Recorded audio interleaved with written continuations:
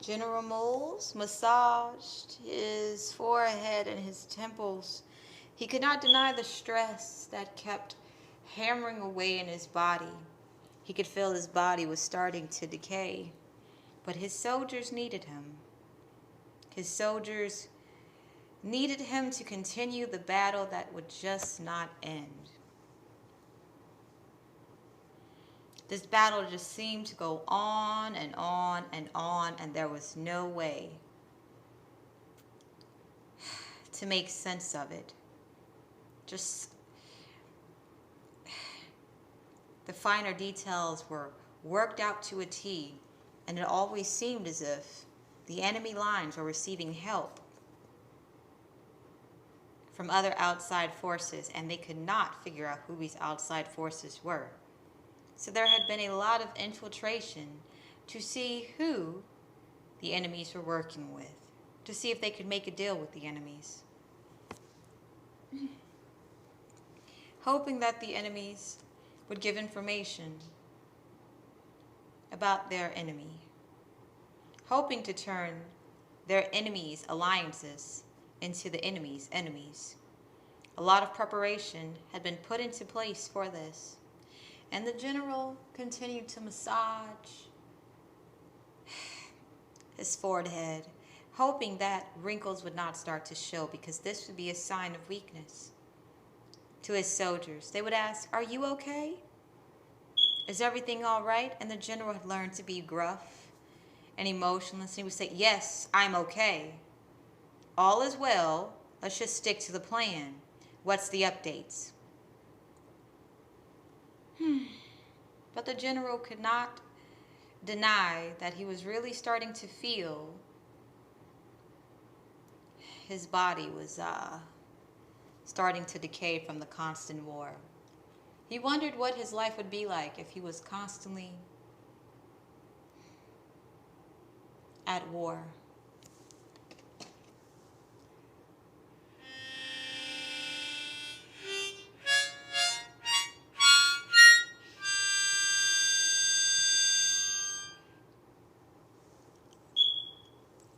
Sarah woke up from the dream. One she kept having often, where she was a general and she was just trying to plan a battlefield. Something like that, or whatever. But she was trying to just get an understanding of what was going on and why the war was not ending the way she wanted it to. But Sarah liked having this dream because it really just helped her feel like she had some control over her own life. I mean, the truth and reality of it, Sarah didn't have any control over her life. Her family did not respect her in any way possible. And she was constantly feeling as if she was losing money, like water flowing through her fingers.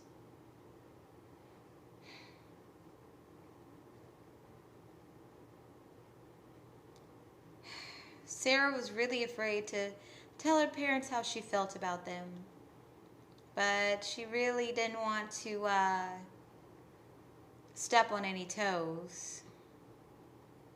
She came from a long line of warmongers, and to try to stop a war with them was like building a house and setting it on fire, and then blaming the person that chose to set it on fire. Well, the person that set it on fire would blame the person who had nothing to do with the house. So it was easier to kind of just go along with them. Oftentimes, what helped Sarah throughout the day was thinking about the friendship that got away. Yeah, she thought about the friend that no longer wanted anything to do with her. And the pain that she felt from it fueled her to get up and go about her day. What is it that she could do so this friend would notice her? Because this was the only friend that had given her comfort from this very devilish, demonic, warlike activity among her family. If something wasn't going on within her family, well, all hell broke loose. The only time her family had peace was when there was chaos, and she remembered a time when she actually felt safe. But this person didn't want anything to do with her, so Sarah thought of this person constantly. And whenever she worked, she thought, what will get this person's attention? And because Sarah's efforts went, well, ignored, she wished ill will on the person that wanted nothing to do with her.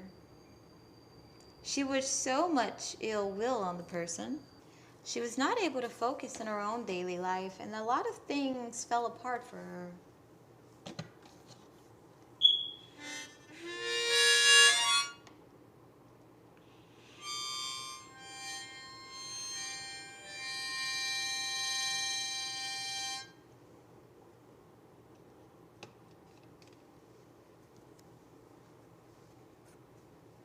This is the subconscious of Sarah. Wake up, Sarah. Wake up. This is the subconscious of Sarah. Wake up, Sarah. Wake up.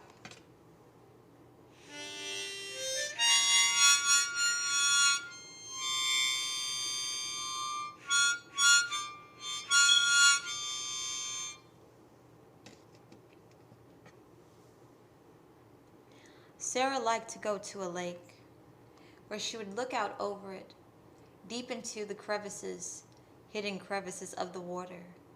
And there was a particular rock she loved to go to. This rock helped her be able to see things clearly. And Sarah would reflect upon this rock as if she did not have this rock, she would have no stability.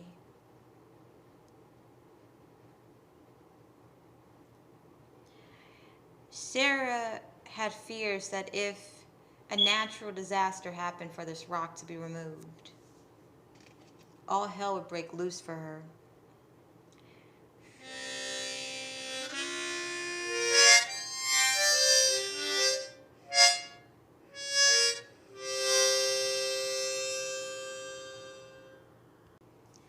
Transmission of spa day is over. Transmission of spa day is over. Transmission of spa day is over. Hello, my name is Dr. Pierce, and I am creating virtual experiences of joy and peace. If you are having any anxiety and it is hard to get rid of it, well, please allow me to share my virtual experience of peace with you.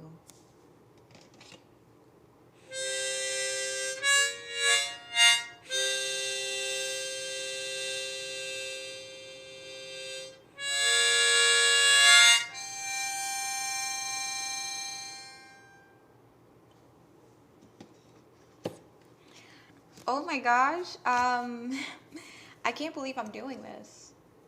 We're glad to have you here. So Sarah, please sit down and tell us, what is it that brings you here? A friend of mine, she just abandoned me, and it's been very difficult without her. Okay. Yeah. So I try to show her that I'm here for her, but she just doesn't she doesn't care. I've never met anyone heartless as her. I don't really know what to do.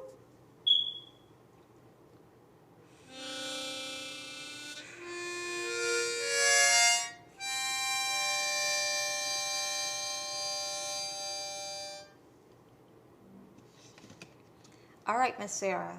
So you're about to go into a funnel. It's going to be dark. Don't be scared. Everything's okay. It gets better. And just breathe through it. Some lights are going to come on inside of it. And what do? What's your favorite song?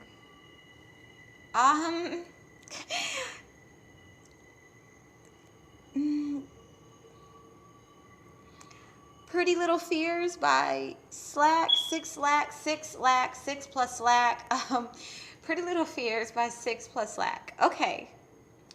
Okay. We're going to play that and just relax. And it's actually going to be very great. We've done this ourselves several times. You have?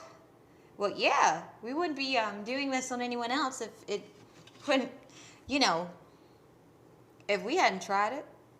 Oh my gosh. Okay, okay. I'm okay.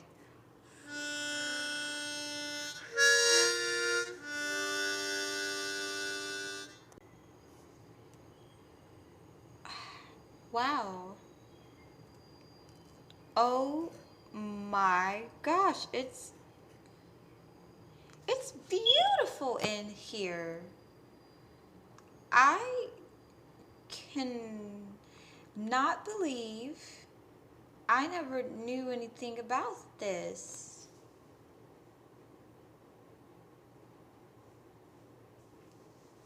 Okay.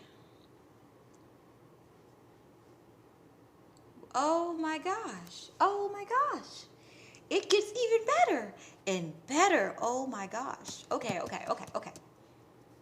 And there's someone who knows me and recognizes me. Oh my gosh. This is what it feels like to be happy.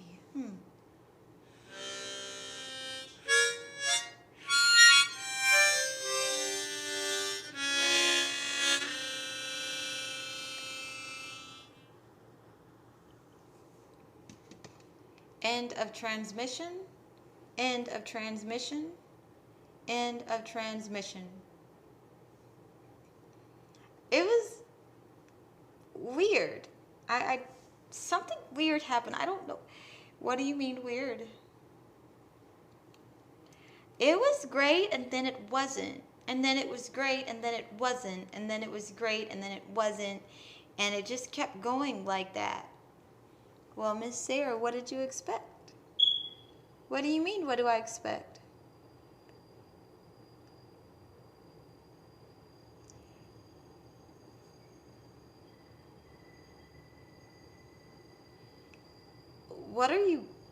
What's happening here? What are you guys doing? What are you guys doing?